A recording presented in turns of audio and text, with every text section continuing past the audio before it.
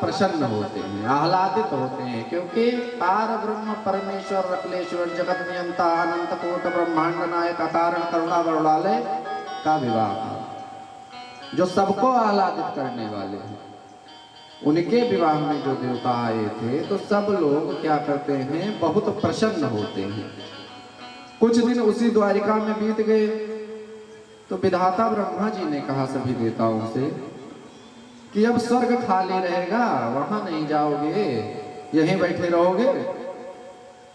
तो इंद्र आदि क्या करते हैं, भगवान से आज्ञा लेते हैं। आज्ञा लेने के पश्चात क्या करते हैं, चल देते हैं अपने स्वर्ग की तरफ। तो देवता लोग सुम सुम धामम परम जयो अपने अपने लोक को प्रस्थान करते हैं। इधर स्थिति क्या होती है, महाराज श्री सुधाचार्य सुखदेव जी राजा परीक्षित से कहते हैं, कुछ दिन बीता।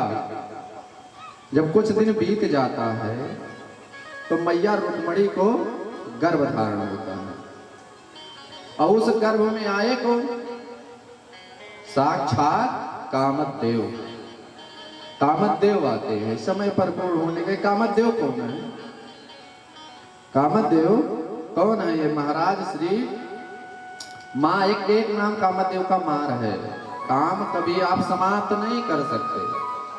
अगर ये आप सोचोगे कि हम काम को कभी समाप्त कर देंगे तो काम को आप कभी समाप्त नहीं कर सकते हो, और जिस दिन काम समाप्त होगी उस दिन सृष्टि समाप्त हो जाएगी। समय परिपूर्ण होता है।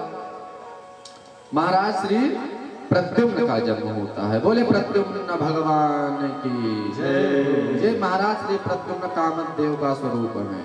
कैसे कामदेव का स्वरूप है, वो क्यों भगवान श्री कृष्ण के यहाँ प्रद्युम्न के रूप में क्यों कामदेव ही जन्म लिया।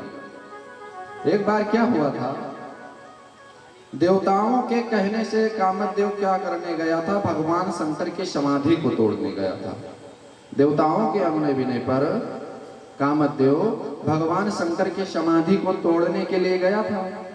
भगवान शंकर समाधिस्थ अवस्था में लीन थे, और भगवान शंकर का क्या था, जब वो समाधि में चले जाते थे तो कई हजार वर्ष तक उनकी समाधि लगी रहती थी। तब उनकी समाधि टूटे इसका कोई पता नहीं था।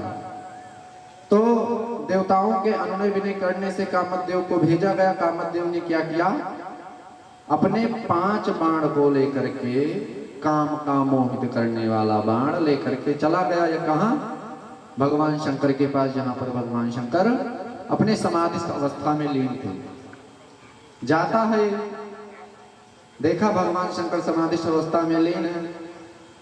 मौका देखते ही ये अपने 5 बाणों का प्रहार भगवान शंकर के ऊपर एक साथ कर देता है, और जैसे अपने काम का बाण भगवान शंकर के ऊपर छोड़ा, भगवान शंकर को जाकर के लगा और उनकी समाधि टूट गई। जब भगवान शंकर की समाधि टूटी तो वो माता पार्वती बैठी हुई थी बगल में, उनके सौंदर्य का वर्णन करने लगे। माता पार्वती के सौंदर्य का वर्णन करने लगे। जब वर्णन करते हैं तो जो देवता लोग देखते हैं, भगवान शंकर अपने आप में देखे, माता पार्वती कहने लगी, जब आप ऐसा करने लगोगे तो अन्य की क्या हाल होगी। आप महादेव हो, देवों के देव हो, जब आप इस स्थिति को करने लगोगे तो अन्य की हाल क्या होगी। जब भगवान शंकर को, जब माता पार्वती ऐसा कहने लगी तो भगवान शंकर ने क्या किया, ध्यान लगा करके देखने लगे कि ये काम का प्रभाव हमारे अंदर जागरूक कहां से हुआ। जब ऐसा देखा, ध्यान लगा करके देखा कि ये कामदेव की करतूत है, ये कामदेव के बाणों के द्वारा ये मुझ पर हुआ है असर। भगवान शंकर क्रोधित हो गए। भगवान शंकर क्रोधित होते हैं, क्या कहते हैं, तब तीसर शिव नेत्र उभारा अजुरते काम भस्म कर डाला। कामदेव को जला करके तुरंत वहीं पर भस्म कर देते हैं। अब कामदेव जब जल करके भस्म हो गया, जो भगवान की अग्नि की ज्वाला है नेत्रों से जो निकली है, नेत्रों की जो ज्वाला वो शांत होने का नाम नहीं ले रही है, लगता है पूरे संसार को नष्ट कर देती, पूरे संसार को नष्ट कर देती। विधाता ब्रह्मा परेशान होने लगे, सभी देवता परेशान हो गया, होगा क्या, अब इसको कैसे रोका जाएगा, क्या किया जाएगा। जब ऐसे देखने लगे, सोचने लगे, तब करें क्या, ये सब विचार कर रहे हैं अपने मन में। आकर के भगवान शंकर के सामने सब त्राहि त्राहि करने लगते हैं, प्रभु इस ज्वाला को शांत करो, अन्यथा ये सृष्टि समाप्त हो जाएगी, कुछ करो प्रभु। विधाता ब्रह्मा के अनुनय विनय करने के पश्चात भगवान शंकर ने क्या किया, उस तेज पुंज को शांत किया। उस तेज पुंज को शांत करने के पश्चात विधाता ब्रह्मा से कहा कि इसको ले जाकर के तुम ही कहीं व्यवस्थित करो।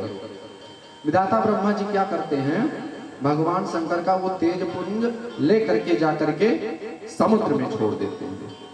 समुद्र में छोड़ देते हैं, जो बड़वा नाम से है अभी विख्यात है। समुद्र में अभी वो तेज पुंज है, इसलिए समुद्र कभी अपना मर्यादा नहीं उल्लंघन करता है। कितनों भी बाढ़ आ जाए, समुद्र में कभी बाढ़ नहीं आती, कितनों भी जल हो जाए, वो जल को सोखता रहता है वह तेज पुंज। जब उस तेज पुंज को व्यवस्थित किए, तब जब चलने लगे देवता लोग स्वर्ग, तो ये जो कामदेव की पत्नी थी जिसका नाम था रति, ये कहने लगे कि आप लोगों का तो कार्य हो गया, लेकिन अब मैं क्या करूं, मेरे पति देव तो चले गए, अब मैं कहाँ जाऊं, किसके पास जाऊं, मैं कैसे अपना जीवन यापन करूं, क्या करूं।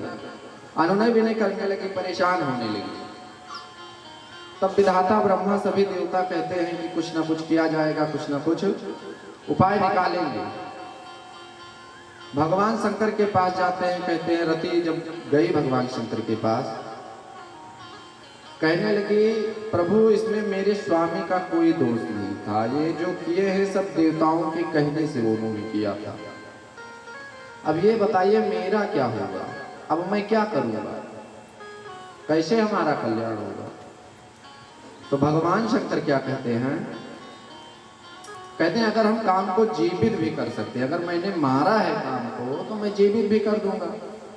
तब तक विधाता ब्रह्मा आए, कहे प्रभु यदि अगर काम को जीवित नहीं करोगी तो ये सृष्टि कैसे चलेगी, इस सृष्टि का तो पतन हो गया समझो। जब काम ही नहीं रहेगा तो सृष्टि आगे कैसे चलेगी, नहीं चल पाएगी ना।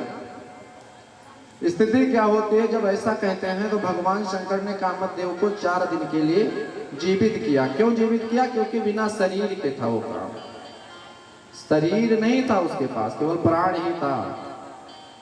और याद रखिए जब शरीर नहीं था काम के पास, तो वो रति ने कहा कि जब प्रभु इनके पास शरीर ही नहीं है तो हम इनका करेंगे क्या। कहने सृष्टि हो जाएगी, सृष्टि नहीं रुकेगी, सृष्टि चलती रहेगी, जब काम तो है, उसके शरीर है या नहीं है। मनुष्य के अंदर 8 वर्ष के आयु में काम प्रवेश कर जाता है। 8 वर्ष के आयु में काम अपना आधिपत्य जमा लेता है। तो जब ऐसा कहते हैं तो रति ने कहा कि प्रभु फिर किया क्या जाए। भगवान शंकर क्या करते हैं, काम को 4 दिन के लिए जीवन दान देते हैं और रति को बताते हैं। रति ने कहा इस 4 दिन के बाद प्रभु हम क्या करेंगे। कहा इसके लिए अब आपको कुछ दिन रुकना पड़ेगा, इंतजार करना पड़ेगा, मिलेंगे लेकिन इस समय नहीं, अब आगे मिलेंगे, याद रखो कब मिलेंगे। हम बताते हैं, ध्यान पूर्वक सुनो, तुम वही को पालन करना, अवश्य तुम्हें तुम्हारे पति मिल जाएंगे। कब मिल जाएंगे कि जब यदुवंश कृष्ण अवतारा, कि जब यदुवंश कृष्ण अवतारा, जब यदुवंश कृष्ण अवतारा, जब यदुवंश कृष्ण अवतारा, जब यदुवंश कृष्ण अवतारा,